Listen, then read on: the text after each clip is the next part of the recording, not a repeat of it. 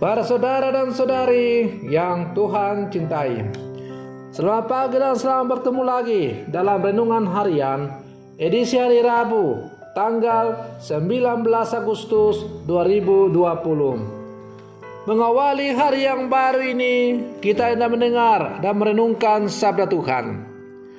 Marilah sebelum mendengar dan merenungkan sabda Tuhan, kita berdoa. Dalam nama Bapa dan Putra dan Roh Kudus. Amin.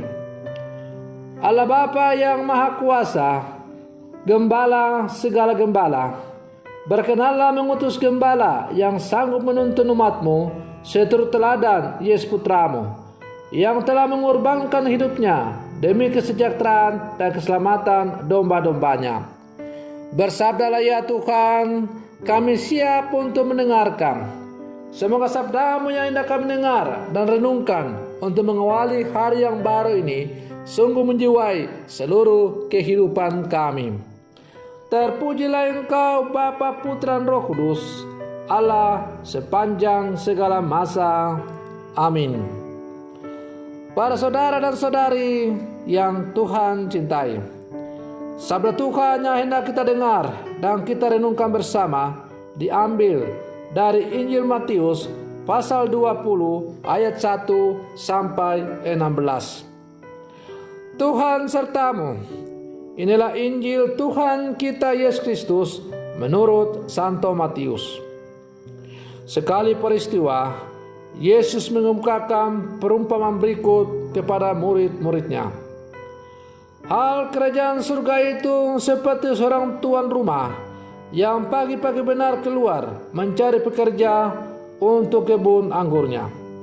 Setelah sepakat dengan para pekerja mengenai upah sedinar sehari, ia menyuruh mereka ke kebun anggurnya. Kira-kira pukul 9 pagi, ia keluar pula dan dilihatnya ada orang-orang lain yang menganggur di pasar. Katanya kepada mereka, "Pergilah juga kalian ke kebun anggurku, dan aku akan memberimu apa yang pantas." Dan mereka pun pergi. Kira-kira pukul 12 dan pukul 3 sore, ia keluar pula dan berbuat seperti tadi. Kira-kira pukul 5 sore, ia keluar lagi dan mendapati orang lain pula. Lalu berkata kepada mereka, "Mengapa kalian menganggur saja di sini sepanjang hari?" Jawab mereka, "Tidak ada orang yang mengupah kami." Kata orang itu, "Pergilah kalian juga ke kebun anggurku." Ketika hari sudah malam, berkatalah tuan itu kepada mandornya, "Panggillah sekalian pekerja dan bayarlah upahnya mulai dari yang masuk terakhir sampai kepada yang masuk terdahulu." Maka datanglah mereka yang mulai bekerja kira-kira pukul 5 sore, dan mereka masing-masing menerima 1 dinar. Kemudian datanglah mereka yang masuk terdahulu. Mereka mengira akan mendapat upah yang lebih besar, tetapi mereka pun menerima masing-masing 1 dinar juga.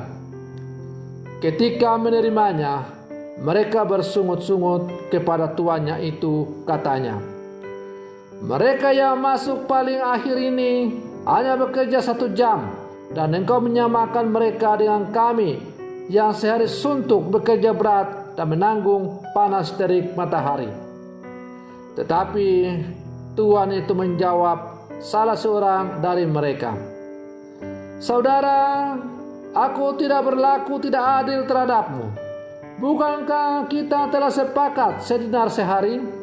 Ambillah bagianmu dan pergilah. Aku mau memberikan kepada orang yang masuk terakhir ini sama seperti kepadamu.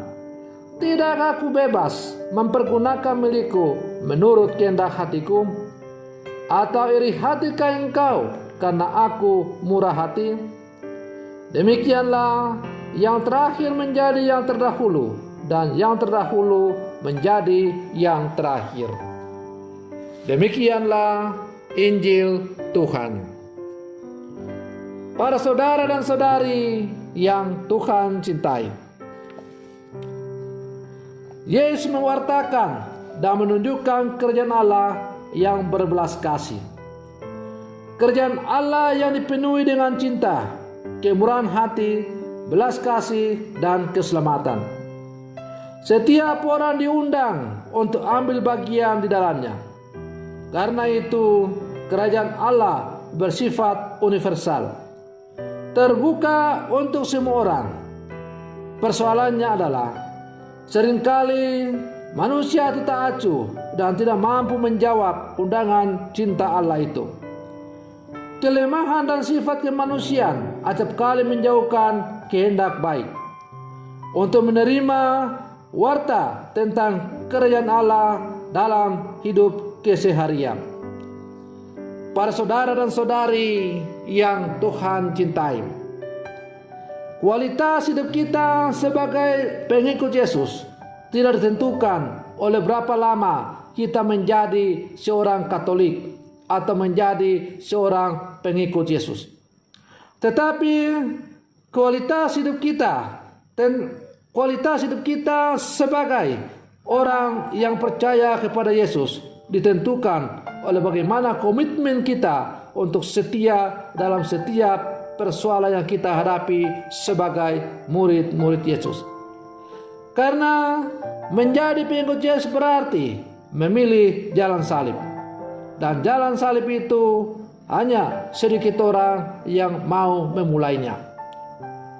Dalam bacaan Injil tadi kita mendengar bagaimana kerajaan Allah itu atau dipanggil menjadi murid Yesus itu diumpamakan dengannya dipanggil untuk pergi bekerja di kebun anggur Tuhan. Ada yang dipanggil lebih dulu, di tengah yang dilambangkan dengan pagi-pagi. Ada yang jam 12, ada yang jam 2, ada yang jam 3, dan ada yang jam 5. Artinya bahwa panggilan kita menjadi murid-murid Yesus tidaklah bersamaan, tetapi ada masanya kita dipanggil oleh Tuhan. Karena sesuai dengan apa yang dikatakan oleh Tuhan sendiri, bukan kamu yang memilih aku, tetapi akulah yang memilih kamu. Para saudara dan saudari yang Tuhan cintai, bisa jadi bahwa orang yang tadi masuk bekerja jam 5 sore memang telah lama dipanggil oleh Tuhan, tetapi mereka lambat untuk mengikuti panggilan Tuhan itu. Tetapi ketika mereka disentuh oleh Tuhan, maka mereka langsung pergi. Dan ketika mereka menanggapi panggilan Tuhan dengan pergi bekerja di kebun anggur, maka mereka bekerja dengan sungguh-sungguh sehingga menghasilkan pekerjaan yang tidak kalah dengan mereka yang bekerja lebih dahulu. Bahkan bisa jadi bahwa pekerjaan mereka itu jauh lebih baik daripada yang masuk terdahulu. Tetapi apakah kita cepat atau lambat menanggapi panggilan Tuhan? Pada akhirnya kita akan menerima upah yang satu dan sama, yang dilambangkan dengan upah 1 dinar. Dan upah 1 dinar itu ialah kita semua akan memperoleh hidup berbahagia bersama dengan Allah. Maka kita tidak perlu iri hati kepada sesama kita, karena mereka juga punya hak untuk menikmati kerajaan Allah itu. Bagi kita adalah bahwa semakin banyak orang yang menanggapi panggilan Allah dan mau menjadi pengikut Yesus dengan penuh komitmen, itu tanda bahwa kita berkembang dalam hidup dan panggilan kita sebagai orang-orang beriman. Bahkan kalau semakin banyak orang dipanggil untuk beramai-ramai melayani Tuhan di ladang Tuhan, maka seharusnya kita bergembira dan bersyukur karena semakin banyak orang yang diselamatkan. Para saudara dan saudari yang Tuhan cintai, kita semua yang hidup di zaman sekarang ini adalah yang dipanggil oleh Tuhan untuk bekerja di ladangnya sesuai dengan bakat dan talenta kemampuan yang ada pada diri kita masing-masing. Tidak ada yang super, tidak ada yang lebih, tidak ada yang lebih hebat. Kita semua harus bekerja sama. Apapun yang kita lakukan, apapun kualitas hidup kita, kita harus bekerja sama untuk membangun kerajaan Allah itu.